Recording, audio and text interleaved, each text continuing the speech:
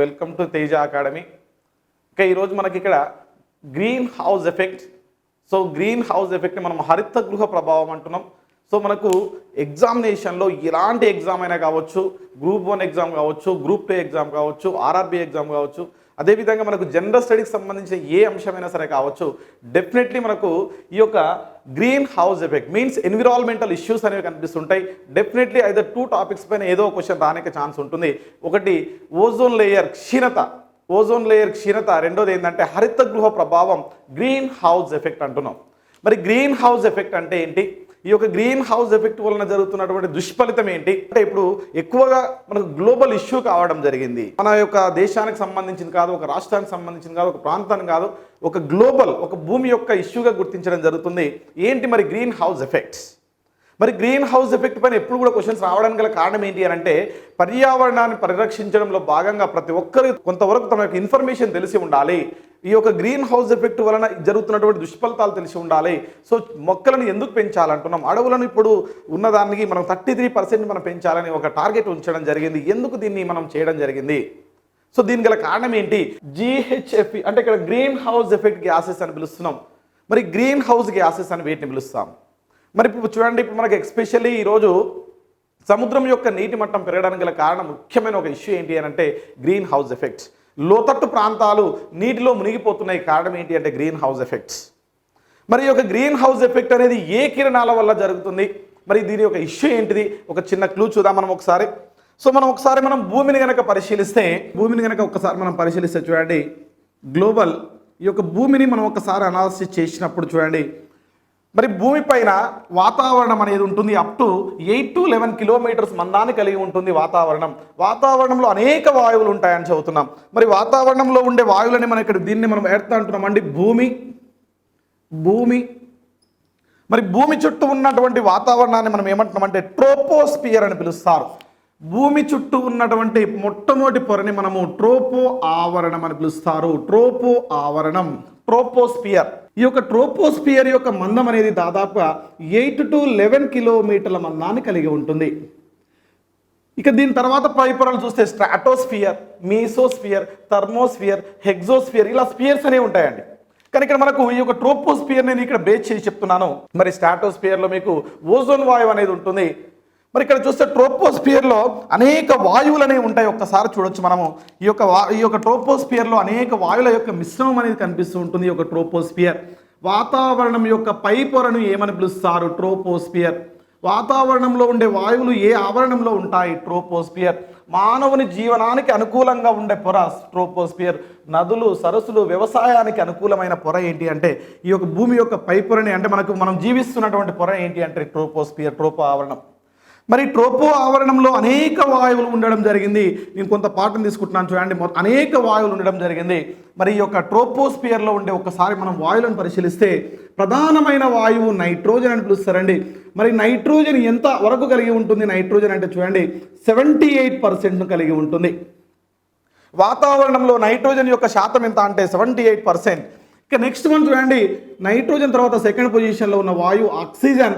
ఇది మనకు 20.86% కలిగి ఉంటుంది. 20.86 మీన్స్ అప్రాక్సిమేట్లీ 21% కూడా కొన్ని సందర్భాల్లో చెప్పడం జరుగుతుంది. ఇక నెక్స్ట్ వన్ చూస్తే ఆర్గాన్ అనే గ్యాస్ ఉంటుంది. ఇది ఒక జడవాయువు అండి. జడవాయువు ఇది మనకు 0.9% కలిగి ఉంటుంది. 0.9% కలిగి ఉంటుంది. ఇక నెక్స్ట్ వన్ చూడండి, carbon dioxide. Most important gas ఇక్కడ మనకు కార్బన్ డైఆక్సైడ్ 0.038%. ఇది అప్రాక్సిమేట్లీ 0.04% అనేది ఉందనేది గుర్తుపెట్టుకోవాలి. కాబట్టి ఇటీవల ఎగ్జామ్లో మనకు కనుక క్వశ్చన్ ఇస్తే 0.04 అనేది మనం గుర్తుపెట్టుకోవాలి. ఇక నెక్స్ట్ వన్ చూడండి, వాటర్ వేపర్స్. ఈ యొక్క వాటర్ వేపర్స్ అనేవి ఉండడం జరుగుతుంది. ఈ యొక్క వాటర్ వేపర్ అనేది 1% ఉన్నట్టు గుర్తించడం జరిగింది. కాబట్టి ఈ యొక్క కాంటెంట్స్ అనేవి మనకు డైరెక్ట్ ఎగ్జామినేషన్లో అడిగిన ఛాన్స్ ఉంది. ఏంది? వాతావరణంలో ఉండే ప్రధానమైన వాయువు నైట్రోజన్. ఆక్సిజన్ ఎంత ఉంది? 20.86. Nitrogen 78%. Organ 0.9%. Carbon dioxide 0.04%. Water vapour 1%. అంటే ఈ యొక్క వాయువుల యొక్క మిశ్రమం మొత్తం కూడా మనకి ఎక్కడ కనిపిస్తుంది అంటే ట్రోపోస్ఫియర్లో కనిపిస్తుంది. క్వశ్చన్ డైరెక్ట్ అడుగుతాడండి. వాతావరణంలో ప్రధానమైన వాయువు నైట్రోజన్, వాతావరణంలో అధికంగా ఉండే జడ వాయువు ఆర్గాన్. డైరెక్ట్ క్వశ్చన్ అడుగుతాడు. ఏ నోబుల్ గ్యాస్, ఏ జడవాయువు మరి జడవాయువులు అని వేటి పిలుస్తారు? అందరికి తెలిసిన విషయమే. ఒక్కసారి చూడండి, జడవాయువు అని దేని పిలుస్తున్నామంటే helium, neon, argon, krypton, xenon. కాబట్టి ఈ యొక్క జడవాయువులలో వాతావరణంలో ఏ జడవాయువు ఎక్కువగా ఉందంటే ఆర్గాన్. దీన్నే మనము సోమరి అని పిలుస్తారు. సోమరి అని ఏ వాయువును పిలుస్తారంటే ఆర్గాన్. మరి ఈ యొక్క విద్యుత్ దీపంలో కూడా ఏ వాయువును ఉపయోగిస్తారంటే ఆర్గాన్. ఎలక్ట్రిక్ విద్యుత్ దీపంలో థామస్ ఆల్వా ఎడిసన్ కనుక్కున్నటువంటి ఈ యొక్క విద్యుత్ దీపం ఒకసారి చూస్తే ఈ యొక్క విద్యుత్ దీపంలో ఉపయోగించే వాయువు కూడా ఏంటి అంటే ఇక్కడ చూడండి ఒకసారి, ఇది ఇక ఫిలమెంట్స్. ఈ యొక్క మరి విద్యుత్ దీపంలో ఉండే ప్రధానమైన వాయువు ఏంటి అంటే నైట్రోజన్ మరియు ఆర్గాన్ అనే వాయువులు ఉంటాయి. నైట్రోజన్ 80% ఉంటే ఆర్గాన్ 20% ఉండడం జరుగుతుంది. కాబట్టి ఇలా క్వశ్చన్ అడగవచ్చు. సాధారణ విద్యుత్ దీపంలో ఉండే జడవాయువు ఏంటి అంటే ఆర్గాన్. ఇక్కడ మనం పాయింట్కి రండి. ఇక్కడ మరి ఈ యొక్క ట్రోపోస్ఫియర్ అంటున్నాం, వాతావరణం యొక్క పైపర్ అనే ట్రోపోస్ఫియర్ ఈ యొక్క వాయువుల యొక్క మిశ్రమం ఉంది. మరి అనుకోకుండా మానవుడు చేసే యొక్క కార్యకలాపాలు, ఎగ్జాంపుల్ జనాభా పెరుగుతుంది. జనాభా పెరుగుతుందంటే ఏం చేస్తాడు? చెట్లను నరికివేస్తాడు, అడవులను నిర్మూలిస్తాడు. తన యొక్క సొంత భవనాల కోసం ఏం చేస్తాడంటే అడవులు నిర్మూలించి ఈ యొక్క గృహ నిర్మాణం అనేది జరగడం జరుగుతుంది. ఇండస్ట్రీస్ని ఎస్టాబ్లిష్మెంట్ చేస్తాడు. సో వ్యవసాయ రంగం అనేది తగ్గుతూ ఉంటుంది. ఇక్కడ ఎప్పుడైతే జనాభా పెరుగుతుందో ఆ సందర్భంలో చెట్లను నరికివేసినప్పుడు వాతావరణంలోనికి విడుదలయ్యే ప్రధానమైన వాయువు ఏంటి అంటే ఒకసారి చూడండి, కార్బన్ డైఆక్సైడ్. వాతావరణంలోనికి విడుదలయ్యే ప్రధానమైన వాయువు కార్బన్ డైఆక్సైడ్. ఈ యొక్క వ్యవసాయ రంగంలో ముఖ్యంగా గుర్తుపెట్టుకోవాలి, మనకు తడి చెత్తను కనుక కుల్లింప చేసినప్పుడు, ఇప్పుడు ఇళ్లల్లో కూడా చాలా చాలా ఇంపార్టెంట్, ఇంటిలో తడి చెత్తను ఒక దగ్గర వేసినప్పుడు విడుదలయ్యే వాయువు ఏంటి అంటే మీథేన్. కాబట్టి వ్యవసాయ రంగంలో మరియు తడి చెత్తలో విడుదలయ్యే వాయువు మీథేన్. ఏం వాయువు అండి ఇది? మీథేన్. మరి ఈ యొక్క మీథేన్ వాయువు రావడం జరుగుతుంది. దీన్నే ఇంకా మనం చాలా రకరకాల పేర్లతో పిలుస్తాం. ఒక్కసారి ఆ నేమ్స్ కూడా గుర్తుపెట్టుకుంటే మనకి ఎగ్జామ్లో రానికి స్కోప్ ఎక్కువగా ఉంది. ఏంటి దీన్ని ఏమని పిలుస్తారంటే మార్ష్ వాయువు అని పిలుస్తారు, మార్ష్ గ్యాస్. ఇక నెక్స్ట్ దీన్ని ఏమంటారంటే గోబర్ గ్యాస్ అని పిలుస్తారండి, గోబర్ గ్యాస్ అని పిలుస్తారు. దీన్నే ఇంకేమంటున్నామంటే మనము బయోగ్యాస్ అని పిలుస్తారండి, బయోగ్యాస్. కాబట్టి ఇక్కడ ఇంపార్టెంట్ థింగ్, మీథేన్ వాయువుని ఏమని పిలుస్తున్నాం ఒక్కసారి చూడండి, మార్ష్ వాయువు అని పిలుస్తారు, గోబర్ గ్యాస్ అని పిలుస్తారు, బయోగ్యాస్ అని పిలుస్తారు. ఇది వ్యవసాయ రంగంలోని తడి చెత్త నుంచి, గృహ అవసరాలలో ఉండే తడి చెత్త నుంచి విడుదల వాయువు మీథేన్ వాయువు అని పిలుస్తున్నాం. ఇక నెక్స్ట్ వన్ చూస్తే ఇంకెంతే కాకుండా మనకి ఇంకా చూస్తే నైట్రస్ ఆక్సైడ్ N2O. నైట్రస్ ఆక్సైడ్ని లాఫింగ్ గ్యాస్ అని పిలుస్తారు. మరి ఇది ఇండస్ట్రీలో ముఖ్యంగా ఈ యొక్క నూనె కర్మాగారాల నుంచి, అదేవిధంగా జెట్ విమానాల నుంచి విడుదలవుతుంది మరి ఇలాంటి నైట్రస్ ఆక్సైడ్. ఇక ఇంతే కాకుండా మనకి ఇంకా వాటర్ వేపర్స్, నీటి ఆవిరి. ఇక నెక్స్ట్ వన్ చూస్తే మనకి ఇంకా ఒక సల్ఫర్ హెగ్జాఫ్లోరైడ్ అనేది SF6. ఇక నెక్స్ట్ వన్ మనకి ఇంకా ఓజోన్ గ్యాస్. కాబట్టి ఇవన్నీ కూడా వాతావరణంలో ఎప్పుడైతే మిళితమవుతున్నాయో అసలు ఏం జరుగుతుంది అని అంటే, ఎప్పుడైతే సూర్యుని నుంచి అనేక కాంతి కిరణాలు నేలపైకి రావడం జరుగుతుంది, సూర్యుని నుండి అనేక కాంతి కిరణాలు నేలపై రావడం జరుగుతుంది. అంటే ఇక్కడ ఏంటి, అనేక కాంతి కిరణాలు అంటే ఏంటిది? ఎక్స్పెషల్లీ ఇక్కడ మనం గుర్తుపెట్టుకోవాల్సింది అతినీల లోహిత కిరణాలు, పరారుణ కిరణాలు, అధిక శక్తివంతమైన కిరణాలు అతినీల లోహిత కిరణాలు, అల్ట్రా వైలెట్ రేస్. మరొకసారి మనం ఈ యొక్క సూర్యుని కనుక మనం పరిశీలిస్తే ఇక్కడెక్కడో సూర్యుడు ఉన్నాడండి, సన్లైట్ ఇక్కడ మనకు కనిపిస్తుంది. సన్లైట్ ఇలా సూర్యుడి నుంచి వస్తున్నటువంటి కాంతి కిరణాలు భూమి యొక్క ఉపరితలాన్ని ఇట్లా ఢీ కొట్టడం జరిగింది. చూడండి, ఇట్లా వచ్చి షిట్ అయిపోయినాయి. అనేక రకాల కాంతి కిరణాలు ఇలా సూర్యుని నుంచి వచ్చేసి మనకు భూమి యొక్క ఉపరితలం పైన పతనం చెందినాయి. చూడండి, ఇలా పతనం చెందాయి. ఇలా అనేక కాంతి కిరణాలు భూమి యొక్క ఉపరితలంపై ఇట్లా హిట్ అయ్యి ఢీ కొట్టడం వల్ల ఇక్కడ ఏమవుతుందంటే అధిక మొత్తంలో ఉండే శక్తి అనేది నేల నుంచి చేరుతుంది. ఒక్కసారి ఇక్కడ మనం ఒక సైంటిఫిక్ నాలెడ్జ్ని ఒకసారి చేస్తే ఏంటి అని అంటే, తక్కువ తరంగ దైర్ఘ్యము గల సో ఇక్కడ స్మాల్ వేవ్ లెంత్ అండి, తక్కువ తరంగ దైర్ఘ్యం గల కాంతి లేదా అధిక పౌనపున్యము గల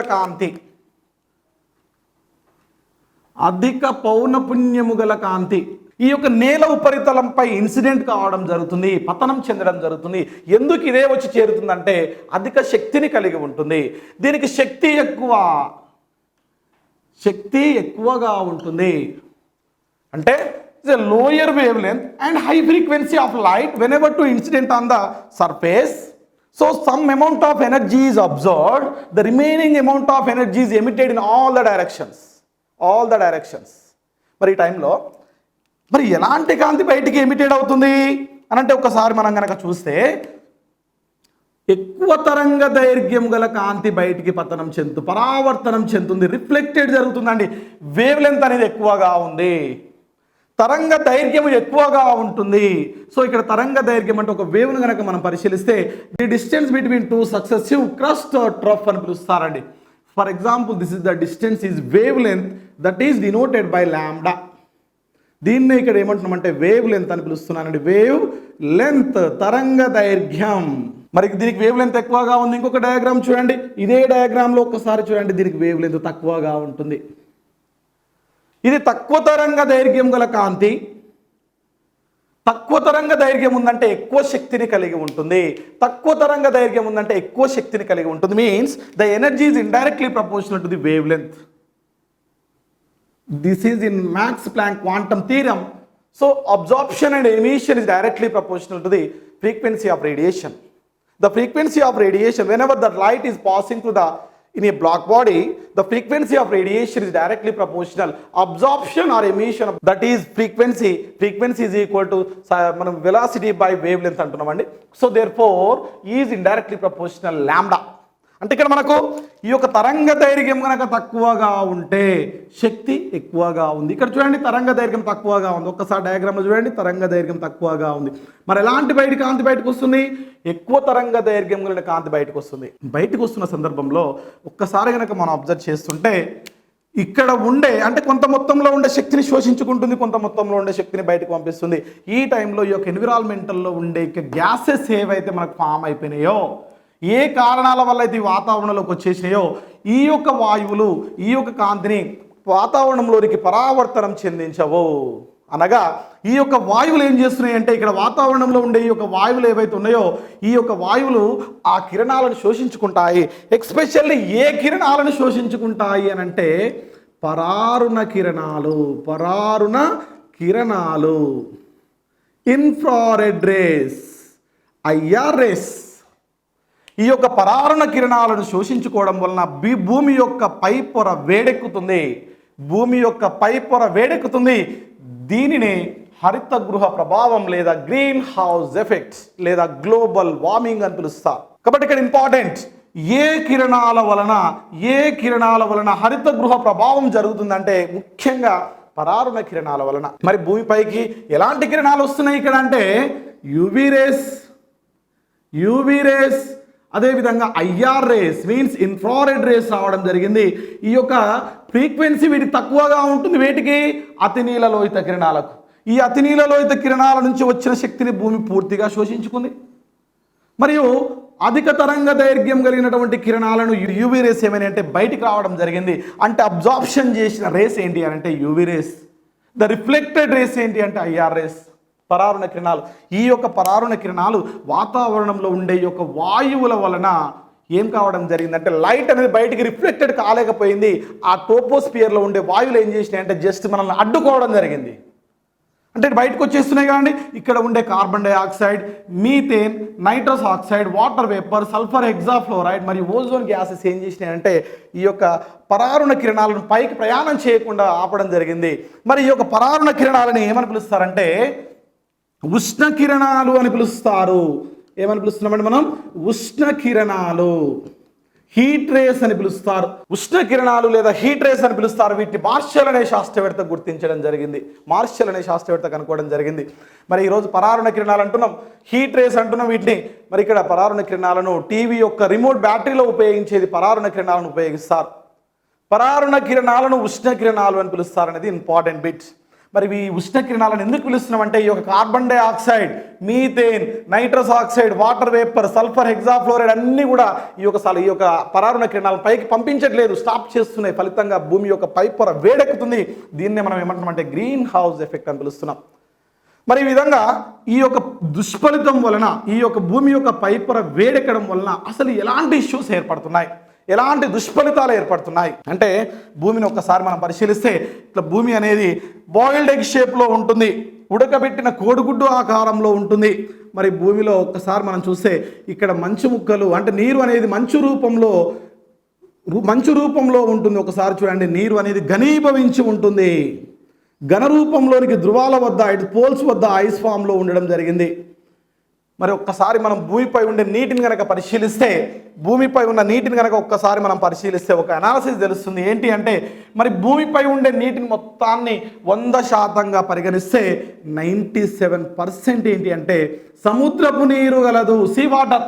అందులో చూడండి 2% ఐస్ వాటర్ గలదు, ఐస్ రూపంలో మంచు గడ్డగట్టి ఉంది. ఇక 1% ప్యూర్ వాటర్ ఉందండి. ప్యూర్ వాటర్ యొక్క పర్సెంటేజ్ ఎంత అంటే 1%. ఆ 1% ఈరోజు మనము అగ్రికల్చర్ సెక్టార్స్కి, ఇండస్ట్రియల్ సెక్టార్కి, అదేవిధంగా గృహ నిర్మాణంలో ఈ యొక్క డొమెస్టికల్ సెక్టార్లో ఉపయోగిస్తున్నాం. కాబట్టి ఇక్కడ ఇంపార్టెంట్ మనకు 100 out of 2% ఆఫ్ వాటర్ ఎట్లా ఉందండి, ఐస్ ఫామ్లో ఉంది. ఇలా ఐస్ ఫామ్లో ఉండడం వల్ల ఎప్పుడైతే వాతావరణం యొక్క పై పొర వేడెక్కిందో ఆ యొక్క హీట్ ఎనర్జీ వలన ఐస్ మెల్ట్ అయిపోతుంది. ఆ యొక్క దట్టమైన ఐస్ అనేది కంప్లీట్గా అట్లాంటిక్ ఓషన్, ఆర్కిటిక్ ఓషన్ కంప్లీట్గా తెలుసు. కొన్ని 100 కిలోమీటర్ల మంచు పొరలు కలిగి ఉన్నాయండి. 100 కిలోమీటర్ల మంచు పొరలు అట్లాంటిక్ మరియు ఆర్కిటిక్ ఓషన్లో కనిపిస్తూ ఉంటుంది. మరి ఆ నీరు గడ్డ కట్టింది కదా, ఈ యొక్క క్లైమేట్ యొక్క టెంపరేచర్ ఎప్పుడైతే రైజ్ అవుతుందో అనుకోకుండా విపరీతమైన టెంపరేచర్స్లో వ్యత్యాసం ఏర్పడుతుంది. ఆ టైంలో ఈ యొక్క ధృవాల వద్ద ఉండే మంచు కరిగి భూమట్టం దగ్గరికి రావడం జరుగుతుంది. సముద్ర తీరాల వద్ద నీటి మట్టం యొక్క ఎత్తు పెరుగుతుంది. ఫలితంగా లోతట్టు ప్రాంతాలు నీటిలో మునిగి జలమయమైపోతాయి. ఎగ్జాంపుల్ లక్షద్వీపులు, ఎన్నో లక్షద్వీపులు ఈరోజు మన భారతదేశంలో ఈ యొక్క జలమయం కావడం జరిగింది. ఎస్పెషల్లీ మన భారతదేశంలో ఈ యొక్క వెస్ట్ బెంగాల్ రాష్ట్రంలో నీరు విపరీతంగా ఈ యొక్క గ్రీన్ హౌస్ ఎఫెక్ట్ వలన లోతట్టు ప్రాంతాలు నీటిలో మునిగిపోవడం జరుగుతుంది. మరి ఈ యొక్క ఇష్యూ అనేది మన ఒక్కరికి సంబంధించింది కాదు, గ్లోబల్ ఇష్యూ. భారతదేశం కాదు, ప్రపంచ దేశాలన్నీ కూడా సఫర్ అవుతున్నటువంటి ఇష్యూ. దీన్ని పరిరక్షించడం కోసం మరి ఇది ఒక్కటే ఉందా? లేదండి. ఎప్పుడైతే ఉష్ణోగ్రత పెరుగుతుందో వ్యవసాయ రంగం దెబ్బతింటుంది. విపరీతమైన ఉష్ణోగ్రత వ్యత్యాసం వలన మొక్కల యొక్క పత్రాలపైన ఇక్కడ ఎస్పెషల్లీ ఈ యొక్క కార్బన్ డైఆక్సైడ్ నీటిలో కరిగి కార్బోనిక్ ఆమ్ల రూపంలో ఆమ్ల వర్షం కురుస్తుంది. ఆమ్ల వర్షాన్ని కూడా కలుగ చేస్తుంది ఈ యొక్క కార్బన్ డైఆక్సైడ్. ఈ యొక్క నైట్రోజన్ యొక్క ఆక్సైడ్స్ కూడా ఏం చేస్తున్నాయి అంటే మనకు యాసిడ్ రైన్ కలుగజేసే ప్రమాదం ఉంది. మరి ఈ యొక్క కార్బన్ డైఆక్సైడ్ ఎప్పుడైతే వాతావరణంలో పెరిగిపోయిందో ఉష్ణోగ్రత వ్యత్యాసాలలో మార్పు రావడం వలన భూమి యొక్క ఉష్ణోగ్రత విపరీతంగా ఎప్పుడైతే పెరిగిందో మన చర్మంపై పడిన కాంతి మన చర్మంలో కొన్ని రకాల చర్మ క్యాన్సర్ను ఉత్పత్తి చేస్తుంది. చర్మ క్యాన్సర్ అనేది ఏర్పడుతుంది. స్కిన్ క్యాన్సర్ అనేది ప్రమాదం ఏర్పడుతూ ఉంటుంది. మొక్కలలో కూడా విపరీతమైన ఉష్ణోగ్రత వ్యత్యాసాల వలన ఈ యొక్క ప్రత్యుత్పత్తి జరగదు. ఇలాంటి ఎఫెక్ట్స్ అనేవి మనకు కనిపిస్తూ ఉన్నాయి. మరి దీన్ని నివారించడం కోసం ప్రపంచ దేశాలన్నీ కూడా ఒకేసారి కలిసి ఏం చేసినాయంటే ఒక సమితిని ఏర్పాటు చేసుకోవడం జరిగింది. అదే 1997 క్యోటో ప్రోటోకాల్. ఏంటి మరి ఈ యొక్క క్యోటో ప్రోటోకాల్ యొక్క ముఖ్యమైన ఉద్దేశం ఏంటి? ఈ యొక్క క్యోటో ప్రోటోకాల్ వల్ల ఏంటి, అసలు దీని యొక్క ముఖ్యమైన ఉద్దేశం ఏంటి, అసలు ఎందుకు ఏర్పాటు చేసుకోవడం జరిగింది, ఎక్కడ ఏర్పాటు చేసుకున్నట్టే జపాన్ దేశంలో ఏర్పాటు చేసి ప్రపంచ దేశాలన్నీ కూడా కలిసినాయి. ఎన్ని దేశాలు వచ్చినాయి అంటే 193 కంట్రీస్ రావడం జరిగింది. మరి 193 దేశాలు ఒకేసారి ఈ యొక్క పర్యావరణ విపత్తుగా గుర్తించేసి 1997లో ఆ యొక్క సమితిని ఏర్పాటు చేసుకోరు. ఆ సమితి మనకు క్యోటో నగరం, జపాన్లో ఉండే క్యోటో నగరంలో ఏర్పాటు చేయడం జరిగింది. అందుకే ఈ యొక్క సదస్సు పేరు క్యోటో ప్రోటోకాల్ అని పేరు పెట్టారండి. దేనికి అంటే గ్రీన్ హౌస్కి సంబంధించిన ఈ యొక్క గ్రీన్ హౌస్ ఉద్గారిత వాయువులు ఏవైతే ఉన్నాయో వాటిని కంట్రోల్ చేయాలి. ఈ యొక్క గ్రీన్ హౌస్ గ్యాసెస్ని ఎన్విరాన్మెంటల్లోకి పోనించకుండా ప్రతి ఒక్క దేశం కూడా తన బాధ్యతగా స్వీకరించాలని చెప్పడం జరిగింది. మరి అప్పటికి కొన్ని దేశాలు అభివృద్ధి చెందుతూ ఉన్న దేశాలు ఉన్నాయి, కొన్ని దేశాలు అభివృద్ధి చెందిన దేశాలు ఉన్నాయి. అభివృద్ధి చెందిన దేశాలు 52 దేశాలు అప్పటికి ఒకేసారి సంతకాలు చేయడం జరిగింది. మరి ఇది ఎప్పుడు ఇంప్లిమెంటేషన్ జరిగింది? ఇక్కడ మన 1997 మనకు డిసెంబర్ 11న ఈ యొక్క సమితిని ఏర్పాటు చేసి అనేది గుర్తుపెట్టుకోవాలి. డిసెంబర్ 11న ఈ యొక్క సమితిని ఏర్పాటు చేశారు. ఈ యొక్క క్యోటో ప్రోటోకాల్ జపాన్ దేశంలో ఏర్పాటు చేశారు. మరి ఇది ఫిబ్రవరి 16th, ఇంపార్టెంట్ అండి, ఫిబ్రవరి 16th 2005లో ఇంప్లిమెంటేషన్ జరిగింది. కాబట్టి ఇట్లా క్వశ్చన్ ఇస్తాడు, క్యోటో ప్రోటోకాల్ ఎప్పుడు అమలులోనికి వచ్చింది అని అంటే ఫిబ్రవరి 16, 2005. మరి దీని యొక్క ముఖ్యమైన ఉద్దేశం ఏంటిది? గ్రీన్ హౌస్ను ఉద్గారితం చేసే వాయువుల యొక్క గాఢతలను తగ్గించాలి, దీనికి ప్రత్యామ్నాయంగా ఏర్పాటు చేసుకోవాలి. సో మొక్కలు చెట్లను నరకవేయరాదు, ఖచ్చితంగా అడవుల యొక్క విస్తారాన్ని పెంచాలి, జనాభాకు అనుకూలమైన మనకు అవసరాలకు ఏ విధమైన అవసరాలు ఉన్నాయో వాటిని తీర్చడం కోసం ప్రత్యామ్నాయ ఏర్పాట్లను చేయాలి. ఇక నెక్స్ట్ వన్ ఇంకేంటిది? మరి ఇక్కడ మనకు ముఖ్యంగా చూస్తే ఈ యొక్క తడి చెత్తను పొడి చెత్తను సపరేట్ చేయాలి. సో అదే స్వచ్ఛ భారత్ కార్యక్రమంలో భాగంగా పొడి చెత్తను తడి చెత్తను వేరు చేస్తారు. కారణం ఏంటి అంటే తడి చెత్తలో విడుదలయ్యే వాయువు ఏంటి అంటే మీథేన్ గ్యాస్, ఇంపార్టెంట్. ఇంకా నెక్స్ట్ వన్ కార్బన్ డైఆక్సైడ్, చెట్లను నరికివేయడం వలన, కర్రను దహనం చేయడం వలన వస్తుంది. కాబట్టి ఈ యొక్క గ్యాసెస్ ఎక్కడి నుంచి వస్తున్నాయని చెప్పడం జరిగింది మనకి. మరి వీటిని కంట్రోల్ చేయాలనుకున్నాం. మరి దీంట్లో భాగంగా అన్ని దేశాలు సంతకాలు చేయడం జరిగింది, కానీ ఆఫ్ఘనిస్తాన్ మాత్రం అప్పుడు సంతకం చేయలేదు. కాబట్టి ఇక్కడ క్వశ్చన్ ఇంపార్టెంట్, క్యోటో ప్రోటోకాల్ సదస్సులో ఏ దేశము సంతకం చేయలేదు, ఏ దేశం అంగీకారం ఒప్పుకోలేదంటే ఆఫ్ఘనిస్తాన్. అయితే ఇటీవల మనకు కూడా ఇంకోటి గుర్తుపెట్టుకోవాలి, కెనడా దేశం కూడా 2012లో ఈ యొక్క క్యోటో ప్రోటోకాల్ నుంచి విత్డ్రా కావడం జరిగింది. అంటే ఈ యొక్క కార్బన్ డైఆక్సైడ్ విపరీతంగా ఉద్గారం చేస్తున్నదండి. ఈరోజు మనకు చైనా దేశము, అమెరికా దేశం ఎక్కువగా కార్బన్ డైఆక్సైడ్ను విడుదల చేయడం జరుగుతుంది. మరి మన భారతదేశం కూడా కొద్ది పరిమాణంలో ఒక 4th, 6th పొజిషన్లో మన కార్బన్ డైఆక్సైడ్ విడుదల చేసే దేశంగా మనకు భారతదేశం ఉందని చెప్పాలండి. కాబట్టి ఇక్కడ మొత్తం కూడా మనకి ఇన్ఫర్మేషన్ కంప్లీట్గా మీరు ఇంకొకసారి చూడవచ్చు, ఏంటి అసలు దేని వల్ల జరుగుతుంది, మరి గ్రీన్ హౌస్ ఎఫెక్ట్ వల్ల కలిగే నష్టాలు ఏంటి, దీన్ని ఏ విధంగా అరికడతాం. ఇక్కడ ఒక్కసారి సైంటిఫిక్ నాలెడ్జ్ గుర్తుపెట్టుకోవాలి. ఎందుకు వేడెక్కుతుంది?